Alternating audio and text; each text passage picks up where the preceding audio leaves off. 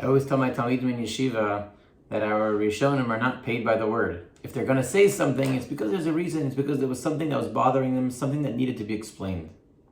And in our Parshas, the Torah tells us that Yaakov Avinu tells Yosef, "Vaniz nasati lecha, I'm going to give you Shechem echad alachacha, an extra portion. Asher lekachti miyad hamori becharbiya bekashti, that I took with my sword and with my bow." And Onkelos explains that becharbiya bekashti does not literally mean with my sword and with my bow, but bitzalosi ubaosi, with my davening. Two different words for davening.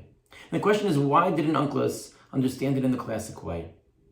So Rav Druk explains that we don't find anywhere that Shimon and Yaakov used his weapons in order to beat Shechem. Shimon and Levi, yes. And what Yaakov, so Onkelos says, it must be that Yaakov means something else. And what Yaakov is saying is that it's the koach of my tefillah that was really what guided you. But the Meshech Chochmah has an interesting comment. And the Meshech Chochmah explains that Solosi and Losi are two different types of tefillah. Solosi is Seder Tefillah HaKavua. It's the set type of tefillos that we have. And Ba'osi is Bakasha. It's that personal tefillah where we put the words of davening and that which is most important to us in our own words. When we're mechadish, when we bring something new to the tefillah.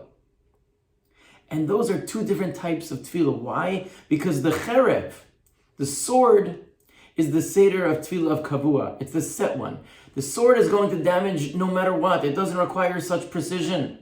You don't require the same kavanah if you're using the words of the Anshe Knesset Hagadola, the words that have been passed down to us. But when it's your own tefillah, like the keshes, like that bow and arrow, it needs to be a precise hit. It has to be done just right. You need kavanah, you need intent.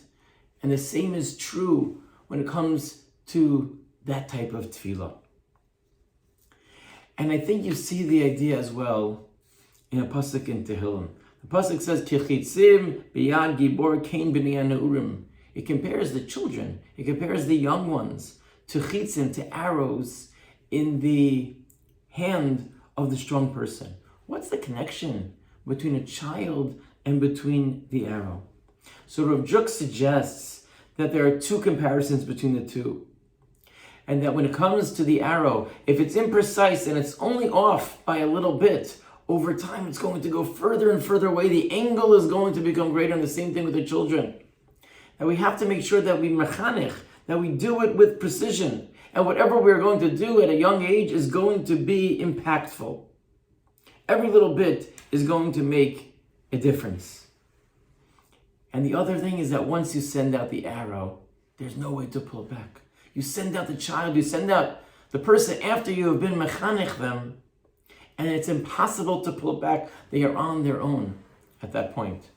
I remember Dr. Pelkovitz telling us once another pshanas pasuk, and he suggested that the reason, that the comparison to the arrow is that in order for the arrow to be effective, in order to shoot that bow effectively, you have to pull it close to your heart.